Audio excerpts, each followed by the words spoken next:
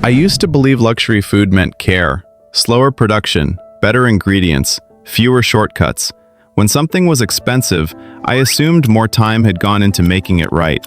But after buying enough high-priced foods over the years, I started to notice something uncomfortable.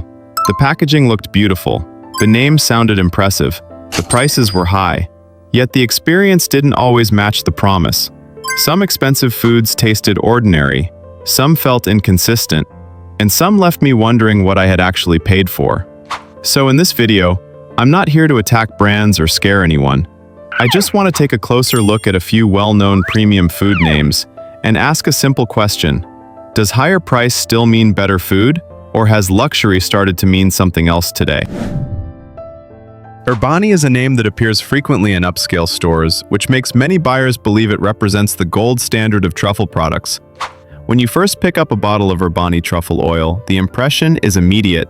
A small bottle, a high price, and a very premium look. Many people assume that just a few drops will instantly make a dish feel more refined. But once they actually use it, they often notice that the truffle smell hits very strong at first and then fades quickly, leaving a sharp sensation rather than a deep, lasting flavor. When you look more closely, the reason becomes clear. Most of that aroma comes from synthetic flavoring designed to imitate truffles, not from real truffles themselves. This doesn't make the product dangerous, but it does mean the experience doesn't match what buyers imagine when they're paying for truffle. Caviar is rarely bought for everyday eating. It's usually saved for special occasions, which means expectations are very high.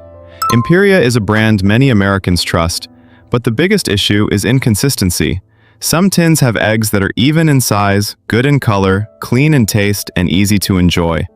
Others arrive with eggs that vary in size and color. That leaves buyers confused because each purchase feels different from the last. Caviar is extremely sensitive to time and temperature. If storage or transportation isn't tightly controlled, quality can change quickly. At luxury prices, buyers don't expect perfection every time, but they do expect consistency. When opening each tin feels like a gamble, trust becomes hard to maintain. Vital Choice builds an image of being healthy and sustainable, which leads many people to believe it's a good choice for their health. But when eaten regularly, some buyers begin to notice differences from one purchase to the next. Sometimes the fish is tender, well-balanced, and easy to enjoy. Other times it's drier, saltier, and less balanced. Smoked fish is very sensitive to time and temperature, and when production happens on a large scale, keeping the experience consistent becomes more difficult. This doesn't make the product bad, but it does reveal a gap between the premium image and the real experience. And at a high price point, many people start to feel they're paying more for the story than for consistency. Petrosian is a brand with a long history and strong reputation, and that alone sets very high expectations for buyers. However, more and more people feel that Petrosian's caviar no longer delivers the fresh, alive quality they expect. The eggs sometimes lack that gentle pop when you bite into them. The flavor feels muted and doesn't leave a strong impression. For anyone who has tasted caviar at its best, the difference is easy to notice. That experience leaves buyers feeling like they're paying for a familiar name rather than for the quality it once stood for. When a brand leans too heavily on its past glory, the gap between expectation and reality becomes hard to ignore. Foie gras is a food that requires extremely careful handling. Even a small mistake can noticeably reduce its quality. D'Artagnan distributes foie gras on a large scale, and that scale is what creates inconsistency in the buyer's experience. Sometimes the product is very good, smooth, rich, and well-balanced. Other times, it falls short, lacking the refinement people expect. When a dish meant to be enjoyed slowly has to keep up with volume and speed, the special experience buyers are looking for can easily wear away. Regalis is well known for its white truffles, one of the most expensive and delicate ingredients in the world. Fresh truffles have a very short lifespan. Even a delay of a few days in shipping or storage can significantly reduce their aroma and firmness. Many buyers report that the truffles they receive are no longer in peak condition. The smell is weaker, the texture is softer than expected. At such high prices, even a small delay can make the experience feel not worth it. This shows that with premium truffles, quality isn't just about origin, it's also about speed and control. Caviar Russe is a familiar name in high-end restaurants, but what gives buyers pause is the clear difference between its product lines. Some offer a very good experience, while others leave little impression. When buyers can't predict what kind of experience they'll receive, trust becomes difficult to maintain, especially for products with high prices that are often purchased for special occasions. After looking at all of these brands side by side, a pattern starts to appear. None of them are terrible in a dramatic way. Most are legal, most are widely sold, and many still deliver a decent product from time to time. But what's missing is consistency and clarity. In different ways, these brands show how luxury food can slowly drift away from the experience people expect, whether it's through scale, speed, or relying too much on reputation.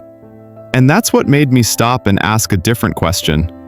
If some brands lose quality as they grow bigger and faster, what happens when a company chooses to slow down instead?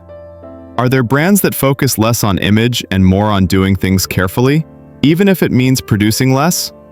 That question led me to a few names that approach food very differently. Tsar Nikolai controls nearly the entire process, from raising the fish to producing the caviar. This greatly reduces the risk of inconsistency. When you try it, the stability is easy to notice. The eggs are even, the color is consistent, the flavor is clean, with no off smells. The experience gives a clear sense that the money is being spent on careful process, not just packaging or reputation. The trust here comes from familiarity. Each purchase feels the same as the last. Sabatino Tartufi stands out because of its clarity. They are upfront about which products contain real truffles and which ones use flavoring. That transparency means buyers don't have to guess. The truffle aroma is balanced, not harsh and not overpowering. It enhances the dish instead of taking it over. The experience feels natural and comfortable. For many people, it feels like using a real ingredient rather than a manufactured scent. That honesty and consistency are what make Sabatino a brand people can trust. Looking back at all of these brands, I've realized that the problem isn't whether food is labeled as luxury or not. The real issue is the gap between the image being sold and the actual experience of using it. When buyers clearly understand what they're paying for, choosing becomes much easier. Luxury itself isn't always the problem, but unclear luxury always is. If this video made you see expensive grocery items a little differently, feel free to share your experience. And if you'd like to keep taking a closer look at everyday products with me, don't forget to follow the channel.